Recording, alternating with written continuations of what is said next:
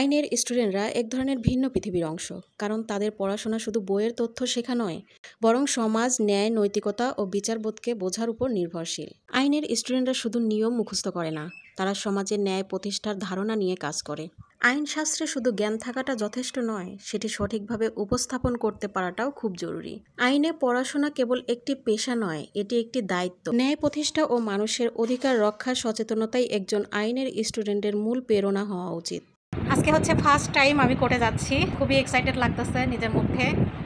আর আমার ড্রেসটাও হচ্ছে সাদা আর কালোর মধ্যে রাখছি, যেহেতু ভবিষ্যতে এই সাদা কালো ড্রেসই হবে, জীবনের প্রথম যাচ্ছি তাই সাদা কালোর মধ্যেও রাখছি।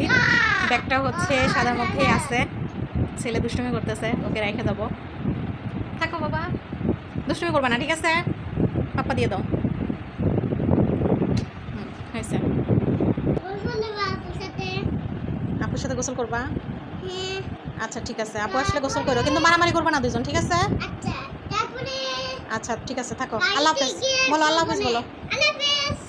তো ড্রেসের সাথে ম্যাচ করে আমি এখানে সাদা জুতোই পরে নিচ্ছিলাম আর খুবই এক্সাইটেড লাগতেছিল। তো বের হয়ে গেছি, বের হয়ে এখন আমাদের বাইপাস রোড দিয়ে যাচ্ছি। আর এই রোডগুলোর পাশ দিয়ে আগে অনেক গাছ ছিল, এখন ডাবল রাস্তা করার জন্য গাছগুলো কেটে ফেলা হয়েছে।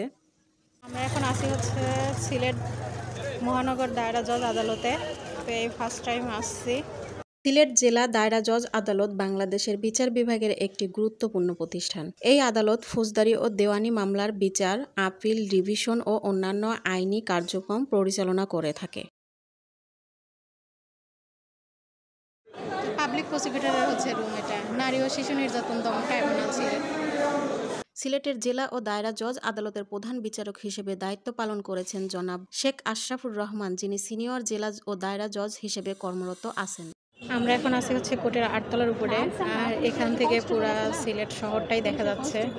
সিলেট জেলা ও দায়রা জজ আদালত প্রতিষ্ঠিত হয় 1871 সালে। এটি বেঙ্গল সেশন কোর্টস অ্যাক্ট 1871 এর আওতায় প্রতিষ্ঠিত হয়, যা প্রতিটি জেলায় দায়রা জজ ও অতিরিক্ত দায়রা জজ আদালত স্থাপনের বিধান দেয়। বর্তমানে সিলেট জেলা ও দায়রা জজ আদালতের অধীনে রয়েছে একটি সিনিয়র জেলা ও দায়রা জজ আদালত, 4টি অতিরিক্ত জেলা ও দায়রা জজ আদালত, 4টি যুগ্ম জেলা ও দায়রা জজ আদালত, একটি ল্যান্ড সার্ভে ট্রাইব্যুনাল, একটি দ্রুত বিচার ট্রাইব্যুনাল, একটি নিরাপত্তা বিঘ্নকারী অপরাধ দমন ট্রাইব্যুনাল, একটি নারী ও শিশু নির্যাতন দমন ট্রাইব্যুনাল এবং একটি বিভাগীয় বিশেষ জজ আদালত।